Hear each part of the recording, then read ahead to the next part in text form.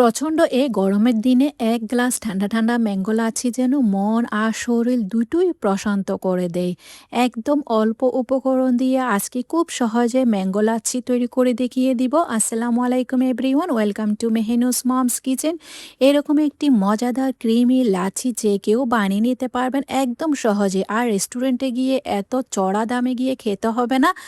এখন তো সবার ঘরে ঘরে পাকা আম রয়েছে, এই পাকা আম দিয়ে কত সহজে একদম ক্রিমি স্মুথ একটি লাচি তৈরি করে নিতে পারবেন। তার জন্য আমার লাগছে পাকা আম।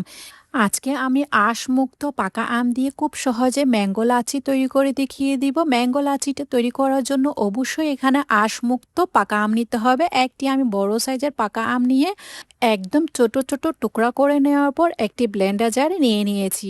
আপনারা চাইলে ব্লেন্ডার জার ছাড়া হাত দিয়ে ভালো করে ম্যাশ করে নিতে পারবেন। আমি ব্লেন্ডার জারে নিয়ে নিয়েছি। ব্লেন্ডার জারে নিয়ে নেওয়ার পর এর মধ্যে আমি 2 থেকে 3 টেবিল স্পুনের মতো চিনি দিয়ে দিলাম। যেহেতু আমটি অনেক মিষ্টি, তাই আমের মিষ্টি অনুযায়ী চিনিটা আপনারা বুঝে শুনে ইউজ করবেন। আম আর চিনি প্রথমে ভালো করে একদম স্মুথ করে ব্লেন্ড করে নিতে হবে। একদম স্মুথ পেস্ট তৈরি করে নেওয়ার পর এর মধ্যে 2 টেবিল স্পুন আমি গুঁড়া দুধ দিয়ে দিয়েছি। দুধ পাউডার দিয়ে দেওয়ার পর এখানে একদম 1 চিমটি পরিমাণ লবণ দিয়ে দিয়েছি।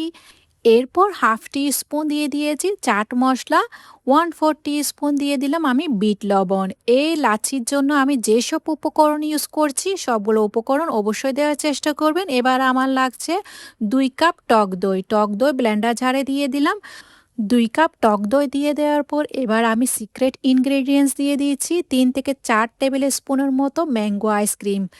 আমি যে আইসক্রিম স্কুপ রয়েছে ওই স্কুপে আমি 3 থেকে 4 স্কুপের মতো ম্যাঙ্গো আইসক্রিম দিয়ে দিলাম। এবার লাগছে বরফ। আমি এখানে প্রচুর পরিমাণ বরফ দিয়ে ভালো করে স্মুথ করে ব্লেন্ড করে নিয়েছি।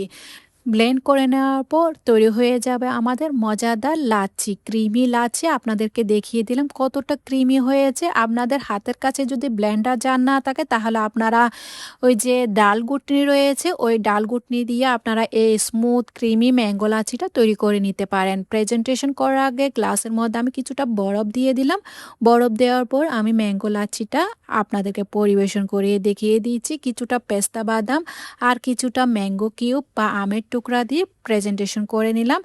ম্যাঙ্গো লাচ্ছির উপরের প্রেজেন্টেশনটা আপনারা আপনাদের পছন্দ অনুযায়ী করে নেবেন।